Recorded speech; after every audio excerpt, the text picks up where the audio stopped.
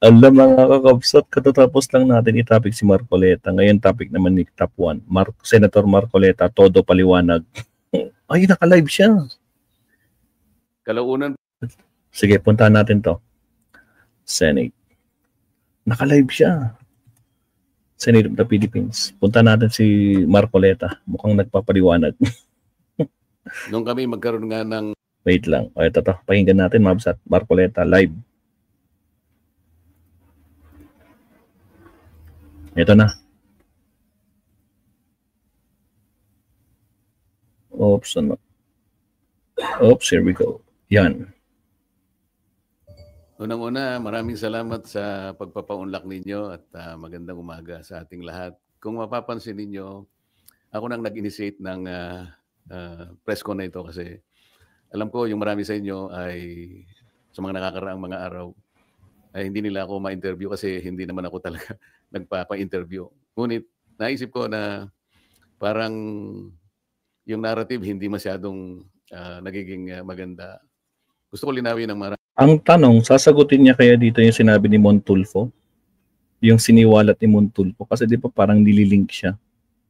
Although hindi siya pinangalanan. So, tingnan natin kung anong paliwanag ni Marcoleta. Aming bagay na may kinalaman nga dun sa very short-lived na pangunguna ko sa Blue Ribbon Committee. Halos 3 investigations lang yung ating natapos at nagkaroon na nga ng development at yun naman ay alam na ninyo. Ngayon, dahil nga dun sa mga pangyayari na yan, meron akong gustong mga issue na dapat ituwid. Gusto kong unahin yung tungkol dun sa punta nung Bryce Hernandez sa custodial investigation sa Camp Crame. Sapagkat kung alam naman ninyo, yun ay na-cite natin in contempt dahil nga sa tahasang pagsisinungaling niya, harap-harapan, ipinakikita na namin sa kanyang mga dokumento, pati nga yung ginagamit niyang mga peking IDs na inisyo ng LTO. Pero ganun pa rin ang pagkakatanggi-tanggi niya. Napilitan kami na i-contempt siya at nailagay nga siya sa custody ng ating Sergeant at Arms. Kalaunan po, nung ako po ay mapalitan na bilang chairman ng Blue Ribbon Committee, ay bigla nga pong hiniram yata si Bryce Hernandez ng ating House of Representatives. Ngunit nalaman ko na hindi naman siya ibinalik sa dating legal custody na dito nga sa ating Senado. Ang tinatanong ko po sa ating Senate President, naging kondisyon naman ang pagpapahiram niya yung madalian at ligtas na pagbabalik kay Bryce Hernandez pagkatapos ng hearing. So tinatanong ko lang naman po siya, bakit naman nanatili siya sa custodial center ng Camp Crame? Ang sagot po niya, alam na rin po ninyo, yun ay request ng Speaker ng House of Representatives. Na sa tingin po namin ay hindi naman yata tama sapagkat ang legal custody nga ay sa Senate. Ang sabi ko ay mukhang may sablay doon sapagkat muna yung kondisyon na ibinigay mo hindi tinupad. Pangalawa, kapag yun ay pinanatili mo sa Quezon City, sangayon na rin sa kanyang declaration, natatakot siya na pag ibinalik siya sa Senado, manganganib ang buhay niya. Parang binibigyan natin ng credence. Parang pinaniwalaan natin siya. Sa mga katwid, pagka siya nagsasalita rito sa Senado, parang hindi siya pinaniniwalaan. Pag nagsalita siya sa House of Representatives, tiwalang-tiwala ang kanyang sinasabi, puro totoo. Samantalang, puro sa kasinungalingan din naman ang kanyang sinabi. At nung kami magkaroon nga ng konting huddle nung bumaba siya sa session hall, sinabi ko sa kanya, Mr. President, dapat naman sana nakonsulta mo naman ako kung siya ay tuluyan mong ilalagak sa pangangalaga ng custodial center ng Quezon City. Bakit ko naman gagawin? Sabi niya, ako naman ang Senate President. Nakalimutan po niya na meron po tayong tuntunin sa Blue Ribbon Committee. Ito po ay nasa Article 6, Section 6, Paragraph C ng rules ng Blue Ribbon Committee. Kailangan po malaman ninyo. Mga kabsat, nasasaktan si Marcoleta, mga kabsat. Meron daw ganitong policy ang Blue Ribbon. Kaya ikaw, Senator Soto, mali yung ginawa mo, no? Pinaubaya mo na. Hindi naman actually pinaubaya, actually. Nakon lang. Parang bakit hindi mo pinabalik dito sa Senado? Putragis, paulit-ulit si Marcoleta, mga kabsat. Sige, tuloy. Ang sinasabi po ron, yung witness na cited in contempt may be ordered to be detained in such a place as may be designated by the committee alone. Meron pong option doon or with the concurrence of the Senate President. Sa mga tweed, yun lamang designated place by the committee alone, sapat na yun eh. Kaya ko sinabi, dapat kinonsulta mo ko. Kaya lang, sabi niya, napalitan ka na eh. Bakit pa kita kukonsultahin? Hindi po eh. Nung kinumit niya sa Quezon City Custodial Center, na-monitor ko sa bilyonaryo at sa ibang mga pahayagan, Inquirer, mga 2:15, 1:30 to 2:15 p.m. ang nakalagay sa mga dyaryo. For the record, nung ako po napalitan is about 5:24 in the afternoon. So ako pa rin ang chairman. So gusto ko lang linawin yun. Ang pangalawa po rito, nasasaktan siya. 2:15 daw nangyari yung event. Pero 5 p.m. daw siya napalitan. Ibig sabihin siya pa din yung Blue Ribbon Chair. ay yung aking sulat sa DOJ na bilang nananatiling chairman noon ng ating Blue Ribbon Committee, nirekomendo ko po na siya ay makapag-apply sa Witness Protection Program. Sangayon po sa Republic Act 6981. Kasi po sinasabi rin po sa Section 4 na sinasabi na sa kaso ng legislative investigation in aid of legislation, yung witness po, upon his express consent, ay pwede siyang ma-admit into the program upon the recommendation of the Legislative Committee where his testimony is needed. So yun po yung aking ginawa. Ibig sabihin, lahat po ng aking ginawa na aksyon ay naaayon naman sa batas na umiiral. Provided that the recommendation is approved by the Senate President. Hindi nga po niya inapprove, kaya po yun ang tinanong ko sa kanya noong September 9 na po yata yun na nagkaroon kami ng session. O September 10 na po yata yun. Ang sabi niya, kaya hindi niya inapprove, nabasa niya yung sinabi ng SOJ na kinakailangan ng mga diskaya. Ibalik nila yung kanilang nakuhang hindi kanila. Yun ang magiging policy ng DOJ para sa ganoon ay ma-approve yung kanyang aplikasyon under the WPP.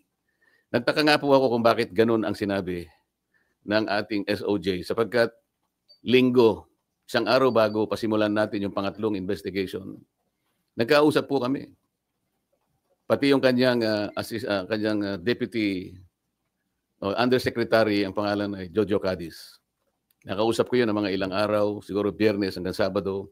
Sinasabi ko sa kanya yung maaaring merong lumabas sa mga contractors na kasangkot dito sa aming pag-iimbestiga sapagkat nagpapadala sila ng feelers na maaaring may magsabi and they will come into the open.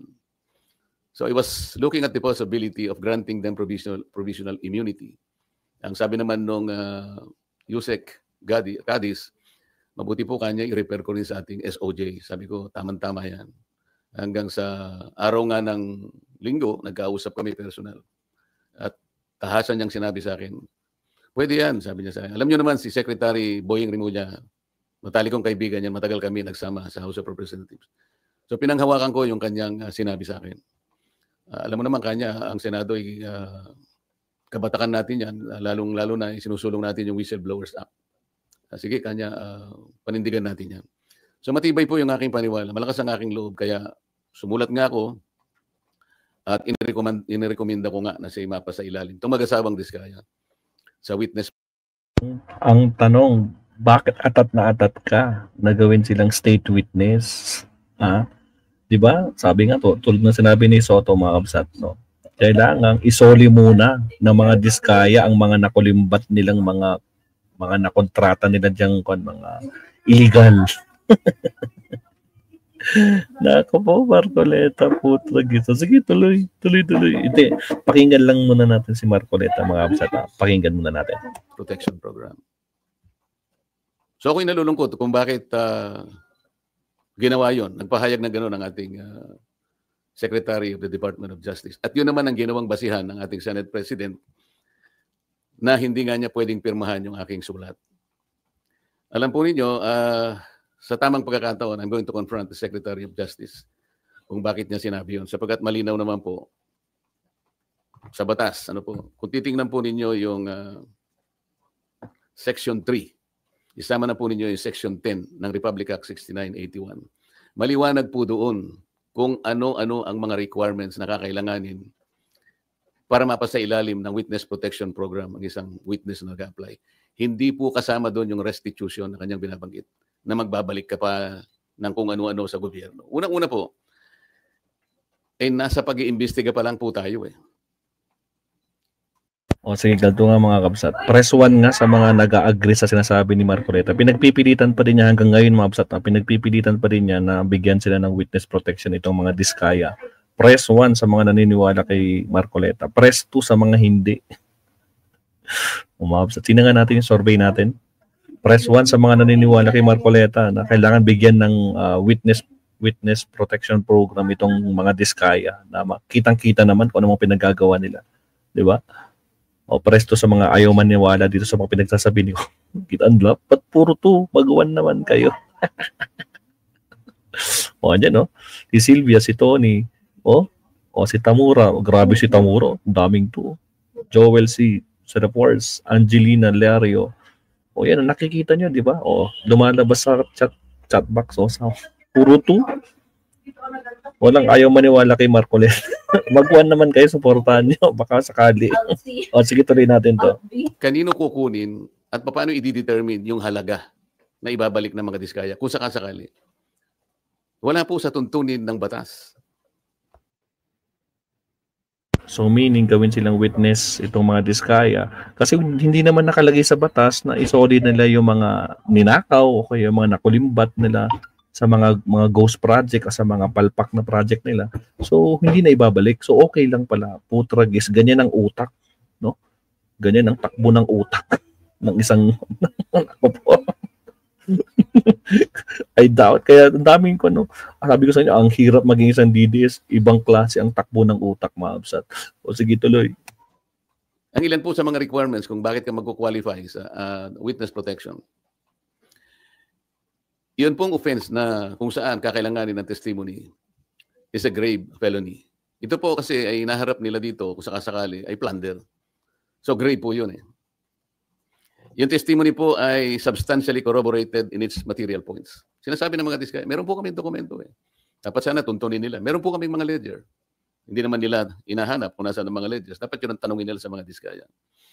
Ang miyembro niya, siya o ang miyembro ng pamilya up to the second civil degree by consanguinity or affinity ay nasa threats, tinatakot. Maaari silang mamatay. Maaari silang puwersahin, takutin. Ito po yung mga requirements lang eh. At hindi siya law enforcement. Sa Section 10 eh, sinasabi rin ang walang ibang direct evidence na maglilink sa mga iba. Kung kakailanganin mo ang kanyang testimony, isa sa requirement yun eh. Na sila ay they are not the most guilty. At hindi pa sila na-convict ng krimen involving moral turpitude. So makikita po rin nyo rito, yung restitution na sinasabi ng Secretary of Justice, na yun naman ang pinagbasihan ng Senate President, hindi po kasama sa requirements para lang ikaw ay makapag-apply under the Witness Protection Program. Bakit po bumaligtad ang Secretary of Justice? Ngayon po sinasabi ni Senate President, nagmamadali daw po ako na mabigyan sila ng Witness Protection Program. Yun po yung Hindi ba? Atat ka ba? Bakit hindi ba totoo? Mga kapsat. Sinabi daw ni Senate President na nagmamadali daw si Marcoleta na gawing state witness or with witness protection. So may ilalim sa witness protection program itong mga diskaya. Hindi ba? Bakit hanggang ngayon hindi ka pa rin nakaka-move on? Nako naman, Marcoleta. Totoo ba ang mga pasabog ni Montulfo? Merong isang mambabatas di umano na nakipag-usap sa mga diskaya na dapat gawing alam mo na. Nako po. O guys, sa mga di pa nagla-like dyan, like and subscribe. Maraming salamat. Aurelia Odenya, 186 liker. Thank you very much. Sa mga hindi pa nagla-like dyan, baka naman, good morning. Nakalimutan nila mag-like. Okay, tuloy. Marcoleta, pasok.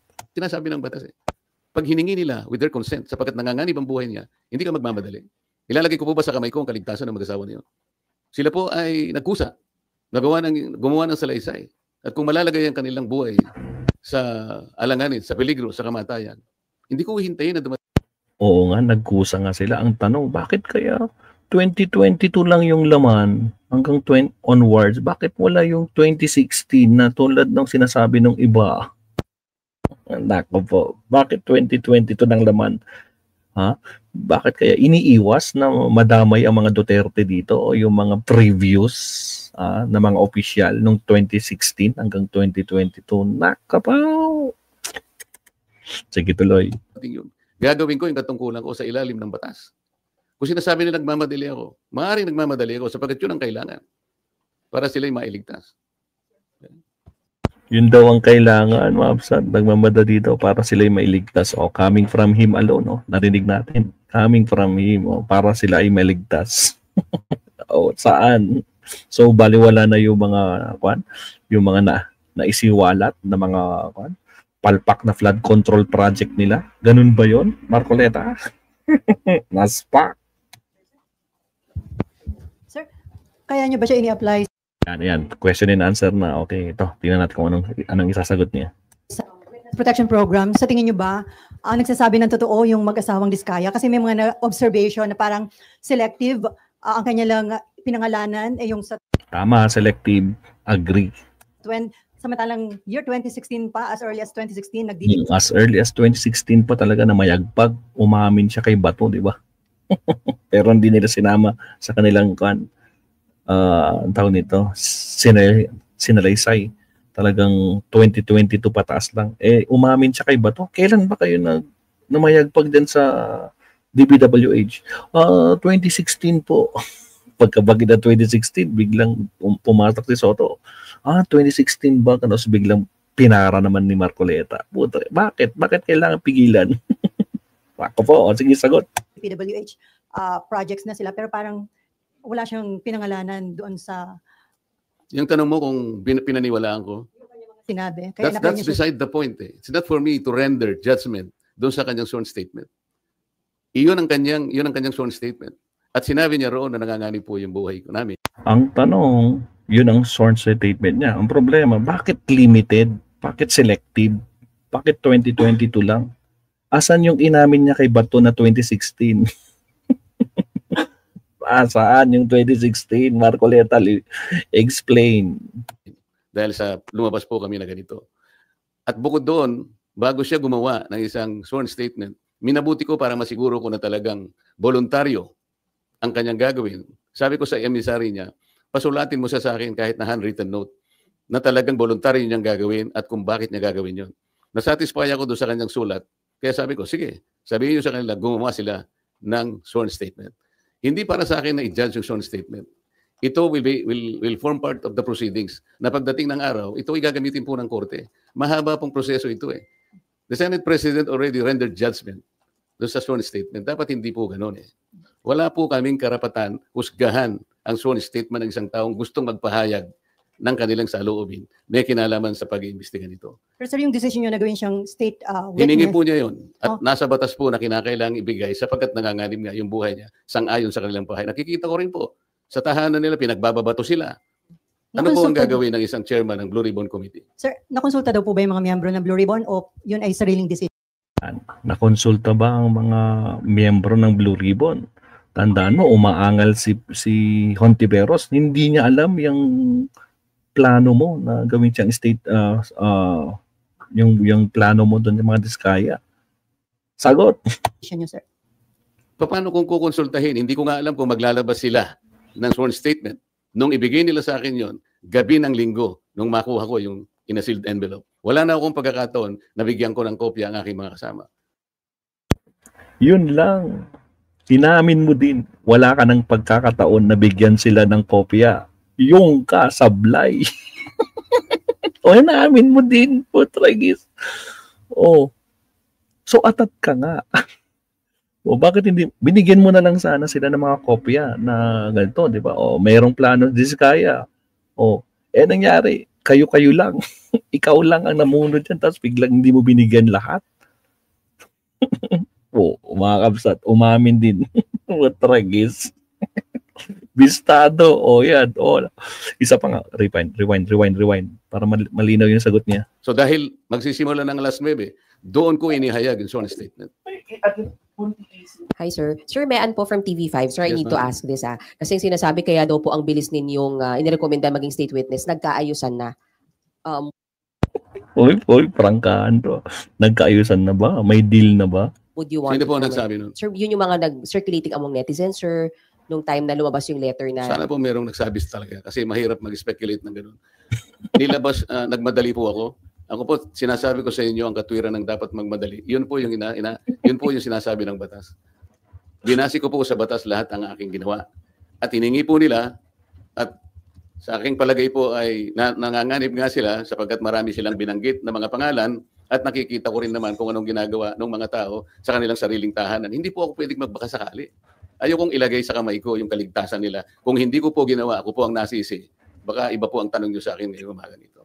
Sir, since malinaw at matibay po pala yung sandigan kung bakit nyo ginawa ito, would you seek audience with Senator Ping as the new Blue Ribbon Chair para po makiusap or paliwanag sa kanya ba't kailangan maging state witness yung Discayas? Alam ko po, alam niya ang tuntunin ng ating mga batas. Iyon po ay sinasaalang-alang ng batas. Hindi po ako naniniwala na hindi nila alam. Babasahin lang po nila yung Republic Act 6981. Nandun po yung mga provision. Sino-sino pwedeng mag-apply. Ang requirements po, sila po ba ay covered ng mga requirements? Sila po ba ay pasok do sa mga requirements? Alam po nila kung papasok o hindi. Hindi ko na kailangang makipag-usap. Kung kinakailangan, bakit hindi? Ngunit, baka mamaya sinasabi nila, may pinagtatanggol na naman ako. Ang dapat po niyong mapansin ay ganito. Bakit po nila ginadjudge yung sworn statement? Wala pong sino sa amin ang pwedeng mag-judge. Not even the Senate President. Ang problema nga, hindi naman si ginadjust. Ang problema, wala kang binigay na kopya sa mga ibang miyembro. Hindi mo nga binigyan si Risa Contiveros. Binigyan mo. Ngayon, inamin mo. Kasi hindi mo na talaga sila nabigyan kasi kailangan mo na mag-decide. O ngayon, back to you. Tragis, bumalik sa'yo, nag-boomerang. Pwede ako magsabi na baka siya yung may pagkukulang ba't niya ginadjudge. Sapagkat alam ko yung mga Diskaya, kalaban ng pamangkin niya sa politika. Meron akong babanggitin sa inyo na mga ibang pangungusap na ginawa niya na kailangan po nating linawin din. Kaya ito ang dahilan kung bakit ko kayo pinatawag sa isang press con. Ito po mula sa ANC Head Start. Interview ni Ms. Karen Davila about the Blue Ribbon Chairman being a lawyer. Sabi po ni Senate President Soto, there is no such thing as a rule, dapat abogado yon. Abogado ka nga, di ka naman magaling mag-imbestiga, di ba? Aray ko po. Nasasaktan si Marcoleta, mga kakabsat, sa interview ni Soto. Oh, abogado ka nga, hindi ka naman marunong mag-imbestiga. Tatalunin ka pa ng iba dyan. O tragil, ang sakit ton. Oh. Shackles.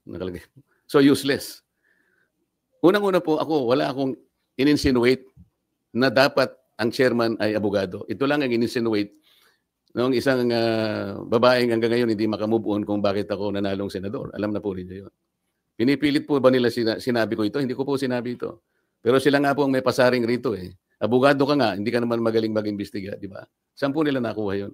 Sino po ba yung magaling? Bakit tayo magkukumpara? Ito po sinabi niya, September 10, 2025, sa totoo lang, 1PH, Joe Francisco, Chicky Vergel, Cheryl Cosim, SP Soto, may suspetsa na kami na inedit yung affidavit ng Diskaya. How can the Senate President say this? What is his basis for doing this? This is a serious charge. Sino po ang nag-edit? Ako po ba pinatutungkulan niya? Binanggit ka ba na ikaw? Ang tanong, binanggit ba na ikaw? O nga, serious charge. Ang tanong, binanggit ba na ikaw? Assuming ka ba na ikaw yun? Oo, naku po, wag naman ganun, Marcoleta. Po, tragis.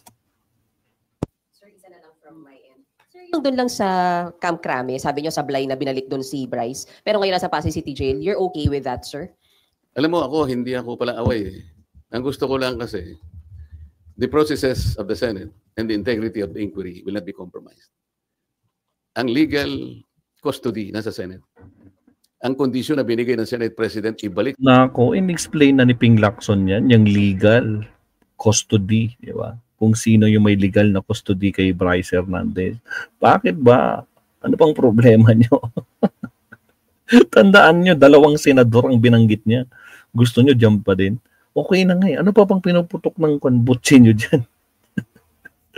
Baka merong pangatlo na baka merong pangatlo kaya gusto niyo ano ng kamote talaga itong mga to. Sige tuloy. Sa Senado. How come nag-relent siya sa request ng Speaker of the House of Representatives? Inconsequential yung request. The House of Representatives has nothing to do with the custodial authority of the Senate. Makukompromise tayo. Ngayon, nung sinabi nila na, okay na ba sa'yo, nailagay na lang natin sa Pasay City. Para sa akin, okay na rin. The Senate is under the jurisdiction of Pasay City. Para lang ma-preserve natin, a semblance of authority of the Senate cannot be compromised in any manner. Yun lang ang point eh. Ang dami po nilang sinasabi rito eh. Very debut, September 14, 2025, via Twitter. Wala pang hearing ang Blue Ribbon. Ano ba nangyari? Malalaman natin sa Blue Ribbon kay Senator Lacson, meron siyang investigasyon ginagawa tungkol dyan. Ibig ba sabihin, will they investigate the Discayas kung ba't sila gumawa ng sworn statement? Yun ba yung gagawin? Ito yung sworn statement ng tao. You have no right to question that sa Blue Ribbon Committee. Kung ano yung pinahayag niya, it is for the court to appreciate that. Pagdating ng tamang panahon. Pero para i-judge mo ito, para i-judge mo na inedit ito, o nagkabayaran dito, iba na po yung narrative nila. It is not good for the Senate na ganito po yung gagawin nila. Kami po, hindi ako nakikipagkumpara kung sino yung magaling. Kung sino yung gagawa ng tama, yun po yung tama. Yun po yung dapat natin gawin. So ang tanong, ikaw ang tama. Ikaw ang tama. Samantalang binanggit ni Diskaya, di ba? Kailan kayo na mayagpag sa DPWH? Sabi ni Bato. Ang sagot, 2016, di ba? O, biglang natameme si Bato. Tapos yung biglang pumasok si Soto. Anyari, bakit mo pinipigilan? Your time is up, may pagganon-ganon ka pa. Tama ba yun? O may tama ka? Putragis, magkabote mga kamsat. Sige tuloy. Kailan? Hindi po ako nakipagkompetensya kung pag-uusapan yung pagganap ng tungkulin bilang isang senador. Ang Blue Ribbon, wala na hong obligasyon na i-verify yung veracity ng sworn statement ng isang testigo. Kasi di ba binibet po yun bago para tanggapin or hindi? Kasi pwede magamit ang Blue Ribbon kung nagsisinungaling po yung witness. It is for the court to appreciate that. Kami po, kung ano yung binigay nila, tatanggapin po namin yun. Yun po yung risk nila. So kung nagbigay ng sworn statement, tatanggapin na lang kahit hindi siya bine-verify kung totoo o hindi. So okay lang. So kung ano magiging kalabasan nun, kung totoo o hindi yung sworn statement ng mga Diskaya, wala nang pakialam Blue Ribbon. Basta tanggapin lang. Ganun lang ba yun? Naman. Kaya pala, no doubt, no? Kaya siguro natauhan itong mga senador na to, no? Nako po, anong klaseng hearing ang ginawa mo? Nako po. Nako po. Ang usapan dyan, kaya mo ilalabas yan, yan ang totoo. Yan ay yung sarili mong, voluntaryo mong ginawa. Yun kung totoo, di ba? Kung totoo talaga. What if gawa-gawa lang ni Diskaya yun at merong nagsabi, ito lang ilalagay mo sa sworn statement mo. Ito lang ilalagay mo. 2022 onwards lang, walang 2026. Anak ng kamot. Ay, naku, basang-basa na natin ito, mga kabsat. Naku po. O, sige, tuloy. Wala lang makakapagpasya nun. At pagdating po ng panahon, nakakailanganin lahat ang pag-iimbestiga niyan. Sa tamang panahon, ang korte lang po magbe-verify yan. Haharap sila sa korte. Ang korte po ang makapagpapatunay. In the final analysis, the court will be able to determine kung tama o hindi yung kanyang... Dapat pinapasok si Bato dito eh. Meron bang butas ng puncher para authentic? Sworn statement. Marami pong paraan para yun po ay malaman natin. Pero hindi po ang Blue Ribbon, kasi po ang Blue Ribbon, kung titingnan po yung tamang direksyon niya, in aid of legislation lang po ito eh. Pagdating ng araw, yan pong mga prosecutorial actions na yan, sa korte na po lahat pupunta yan. Kung makukumpleto po yung committee report, lahat po yan papunta na po sa prosecution at finally to the courts of law. In aid of legislation, hindi ba may obligation kayo na alamin yung kung totoo lang, kung yung mga sinasabi ng mga witness? Diba? Paano? Tama, obligasyon yung alamin kung totoo yung mga binibigay na sworn statement kung totoo. Diba? Obligasyon talaga yan, no? Hindi yung tanggap lang kayo ng tanggap kahit hindi nyo alam kung totoo ba yung mga pinagsasabing sworn statement. Kailangan verifikahin kung totoo. Yung problema, selective eh. Bakit 2022 lang? Kailan ba na mayagpag? Coming from Diskaya alone. Again, inuult mapsat ha. Galing mismo sa mga Diskaya. 2016 sila na mayagpag. Pero bakit sa sworn statement, iniwasan ang 2016?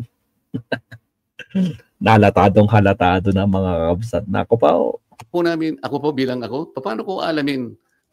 Sasabihin ko sa kanya, mali itong ginawa mo.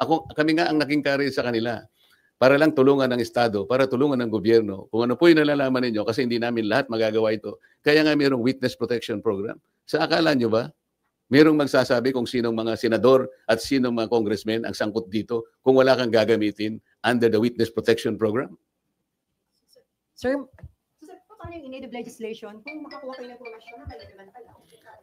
Ang paano yung aid of legislation kung mali naman pala yung nakuha yung mga detalye ng mga sworn statement? O anong gagawin nyo? in aid of legislation po, ang tinitingnan namin, yung sum total po ng pagsasabi nila at pagdedeklara nila before the committee. Halimbawa po ngayon, para ipakita ko lang sa inyo, ano na po ang naisip naming legislative measures sa 3 hearings po na nagawa ng Blue Ribbon Committee. Halos 14 na po na legislative measures ang aming naiisip na i-propose. Unang-una, amendment to the Procurement Law, Republic Act 9184 as amended by Republic Act 12009. Ano po ang gagawin doon? Yung transparency and monitoring po, lahat ng mga magre-require ng digital geotagging, drone monitoring at satellite validation, kailangan na meron na po yan. May accountability and sanctions. Merong risk management na amendment po nitong ating procurement law. Number 2, amendment of the anti-graft law. Ito po ay mag-i-include ang additional penalty, perpetual blacklisting in case of corporations or entities involved in corrupt practices or plunder. Number 3, amendment to the contractors licensing law. Ito ng PICAB. Isasama dyan ang divestment requirement, conflict of interest, provisions, and CR lang penalties. ako saglit. Ito po, yan. Number 4, amendment to the witness protection law. Dito pa lang po kailangan may amendment na po Number 5, amendment to the AMLA. Nakikita po ninyo pati yung ating mga casino ginagamit na laundry areas na po yan. So mandatory na pre-award vetting ng contractors, subcontractors for government infrastructure projects exceeding 50 million. At marami pa po ito. Amendment to the Securities Regulation Code, RA 8799. Marami pong dapat na ayusin dyan. Katulad po ng mga yung Securities and Exchange Commission will require sworn ultimate beneficial owner in declaration to set up beneficial ownership verification and blah, blah, blah. Pati yung PhilJEPs, allowing SEC to coordinate with DPWH and PICAB.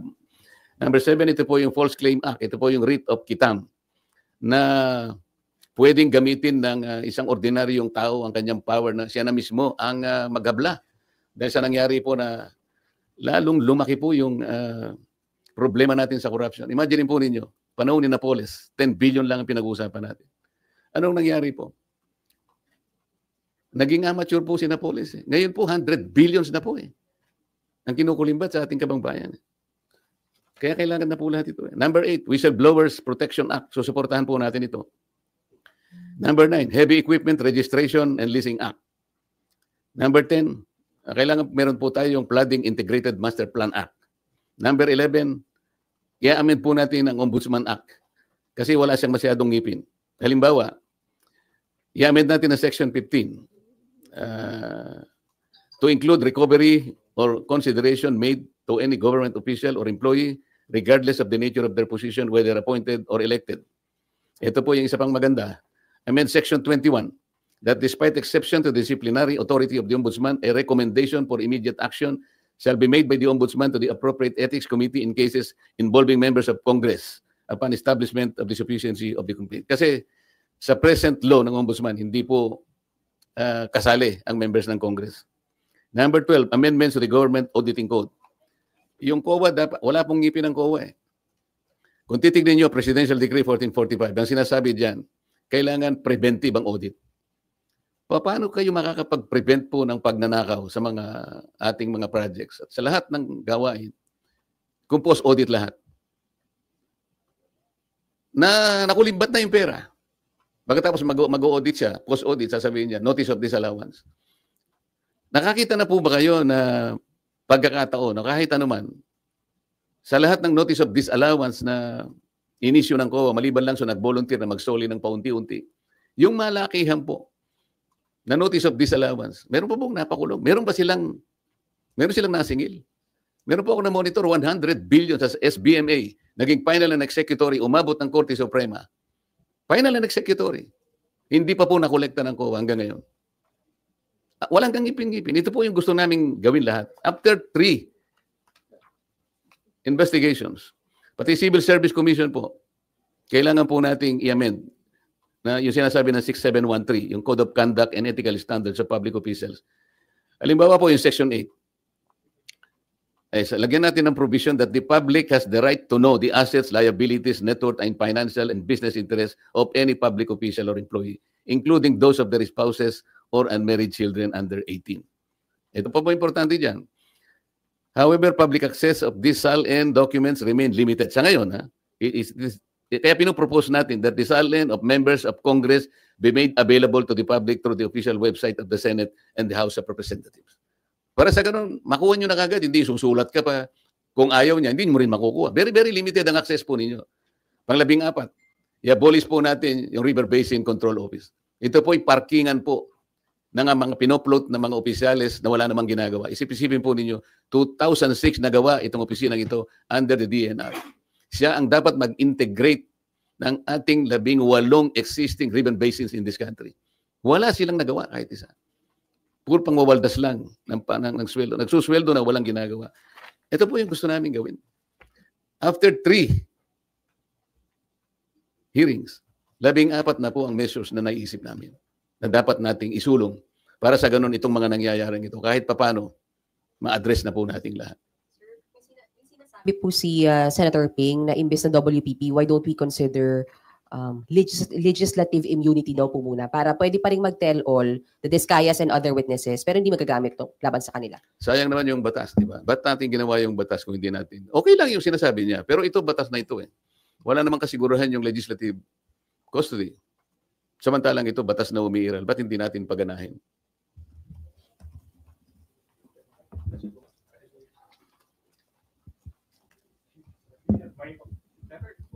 Nabanggit niyo po kanina na hindi na po saklaw ninyo trabaho yung pag-determine kung nagsasabi ng totoo o hindi yung witness. Then bakit po na contempt si Bryce Hernandez tsaka yung iba pang witness before? Hindi nagsasabi ng totoo. Kasi yung kay Bryce Hernandez, meron kaming dokumento na binigay mismo ng Okada. Yung ipinatalo niyang pera, napakarami. Merong 14 million, merong 15 million. Tapos meron siyang ginagamit na isang ID na in-issue ng LTO. Litrato niya pero ibang pangalan. So, sinasabi namin, hindi ba ikaw ito? Ito yung ipinanalo mo, ito yung pinatalo mo eh.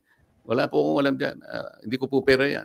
Kapag ako po ay naglalaro, ang nagbibigay po ng pera yung boss ko, yung Alcantara.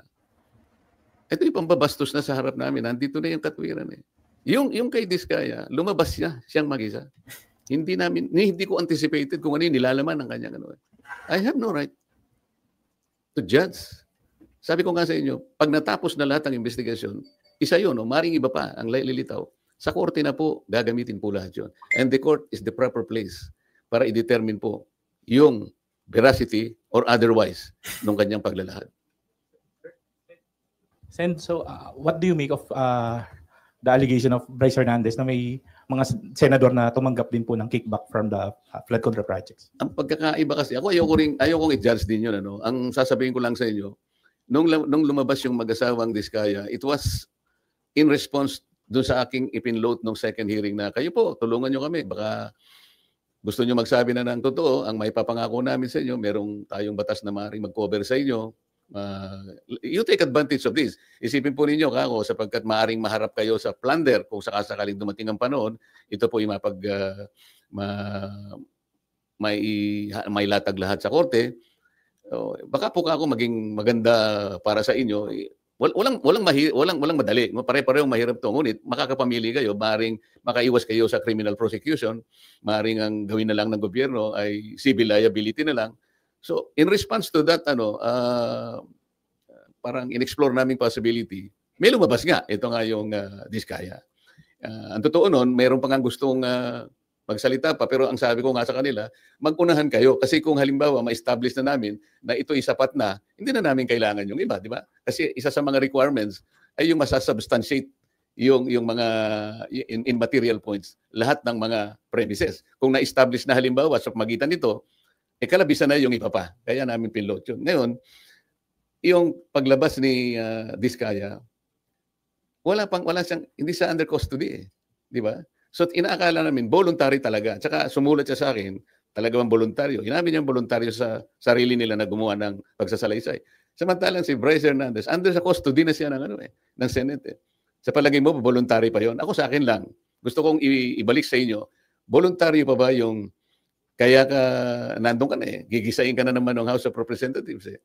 At meron nga mga nag-text sa akin na mga ibang tao na tumutulong sa ibang mga partido. Aba, meron daw mga congressman doon na nagsabi o nagsasuggest, maglaglag ka na rin ng mga senador para hindi kayo makontempt. So, malalagay sila sa pressure eh. So kung tatanungin mo ako, palagay niyo ba kapani-paniwala? Hindi ko alam. Pero kayo ang makakapagsabi. Alin ang mas magandang sworn statement? Yung hindi ka pa under custody o yung under custody ka na? Doon masasalamin mo ngayon kung alin ang mas voluntaryo. Alin ang mas totoo.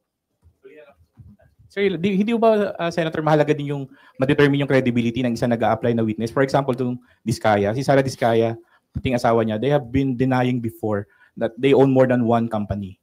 Sabi na yung Alpha and Omega lang yung kumpanya nila. Pero later on sa Blue Ribbon, inamin po nila na siyam yung pagmamayari nilang kumpanya. Alam mo, yun nga ang korte nang magdidetermine nun later on. Kami, nahangga lamang kami doon sa paggawa ng batas. Hindi masagot ni Marcoleta ng diretso itong reporter na to. O bakit yung pala isang kumpanya lang, tapos lately dyan sa hearing malalaman yun 9 pala yung kumpanya. Putragis. Sapagkat ang aming direction is always in aid of legislation. Gusto kong malaman ninyo, there is a distinction between police investigation at saka yung investigation in aid of legislation. Ayoko magbigay ng insinuation dyan, but hindi ako marunong sa police investigation dahil hindi ako police.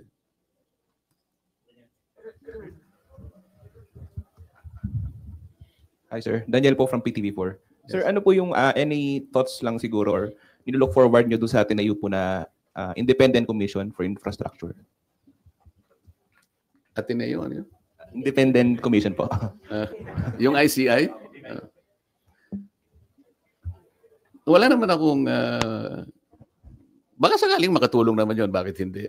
Baka sakaling makatulong, independent nga sila. Makakatulong talaga. Malaki ang part nila. Independent nga sila eh. Walang bias. Kamote. Gusto ko lang sanang makita ninyo, lalo na kayong mga members ng media. Kailangan mag-fit sila doon sa tinatawag na independent commission. Sino yung magiging opisyal na hihirangin na magko-compose ng independent commission? How independent can they be? Yung probity na hinahanap, wala ba silang kulay politika? Sila ba ay magpapahayag? Tapos nag-announce na si Pangulo kanina. Yun nga main topic natin kanina eh. Yun na yun.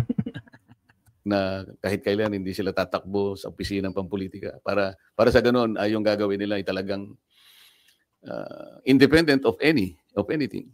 Para paniwalaan. Kasi yun ang importante, kailangan paniwalaan. Pagkatapos, are they competent na makita ito? Gaano katagal? Kasi ang pinag-uusapan natin, kailangan matigil na kagad ito eh. Kung ang pag-uusapan natin ay yung ilang taon pa atras, baka mamaya makonsume na tayo lahat. Hindi ba dapat merong immediate na gagawin dito? Kaya ngayong sa amin, in aid of legislation, kailangan mailatag kagad. Yung mga batas na kailangan, ma-address natin kagad.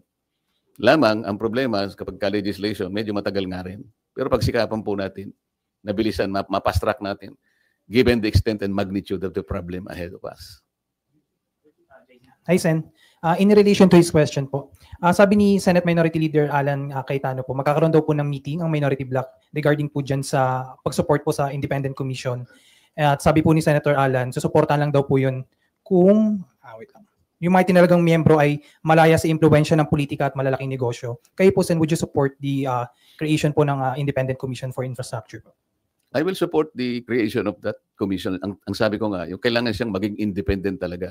Kagaya ng ipinahayag ni Minority Leader Alan Cayetano, tama lang talaga na makita talagang independent sila para maging malinaw, katanggap-tanggap yung resulta ng kanilang investigation. Otherwise, malalagay na naman tayo dun sa kalagayan na ipagkikibit-balikat lang sapagkat napolitika na naman tayo. Nag-meeting na po ba ang minority block o mag-meeting pa lang po para pag-usapan po yan? Nakita ko sa thread, mag-meeting pa lang kami. Pupunta ako mamaya.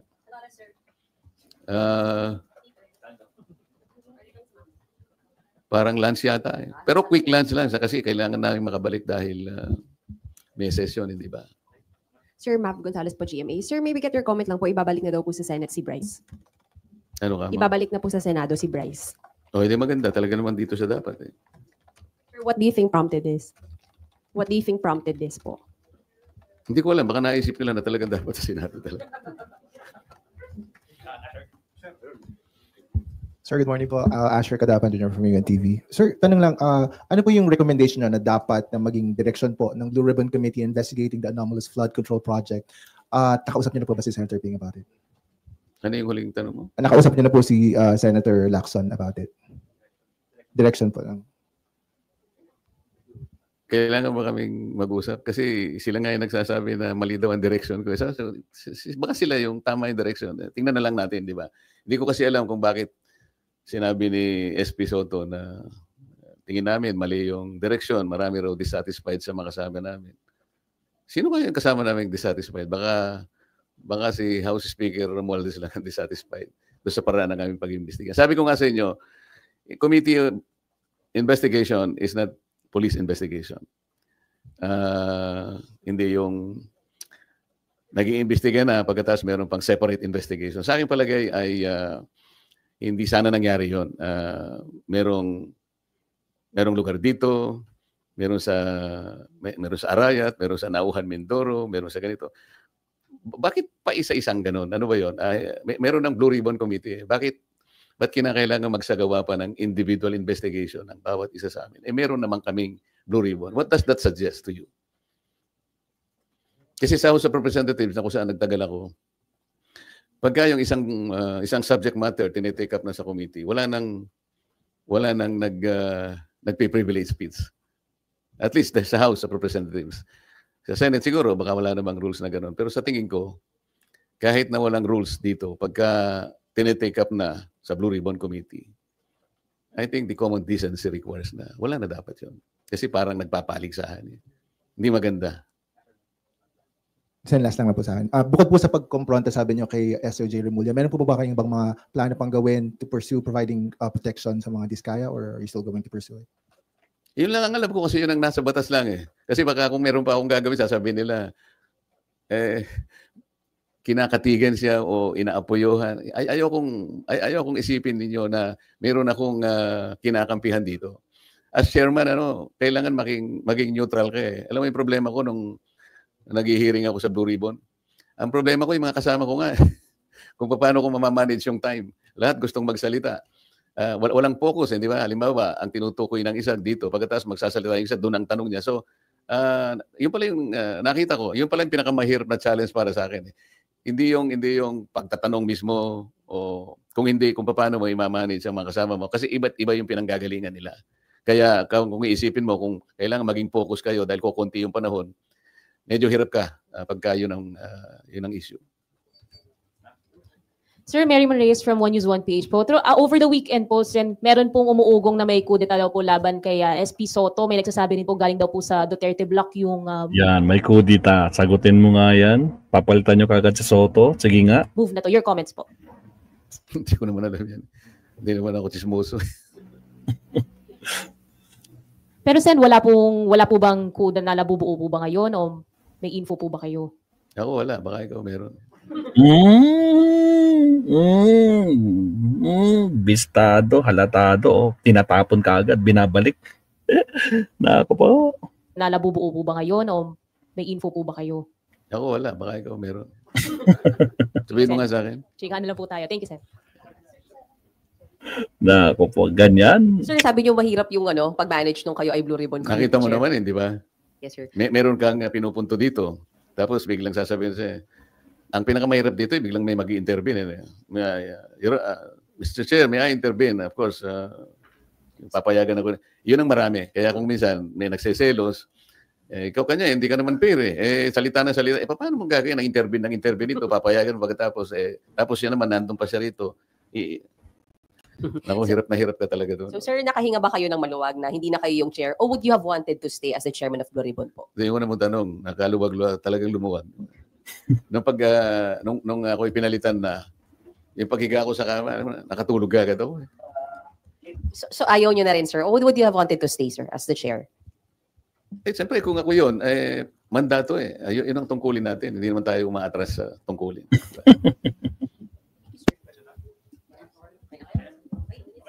Okay, salamat sa inyong lahat. Hanggang sa susunod na pagkakataon.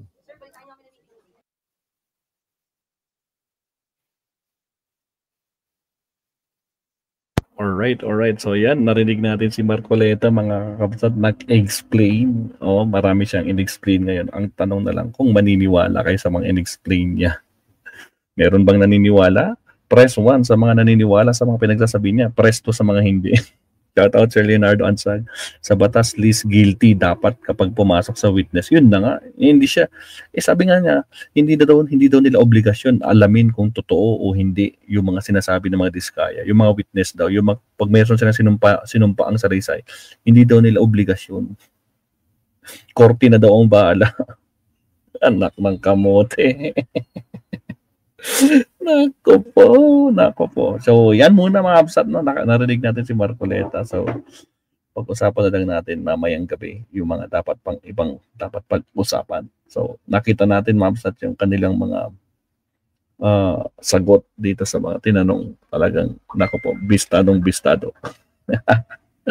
Alright, thank you very much, Absat. Again, shout out po dito kay Kabsat Sincronado, Dandash, Leonardo Ansag, Romeo Barcibal, Silvia Latore, Marilyn Valencia, Furious Protector, Angelina, Jan de la Torre, sino pa mga bagong pasok dyan, Adelaida Esteban, at sa lahat-lahat po ng mga nandyan, Robert Sembrano. Yeah.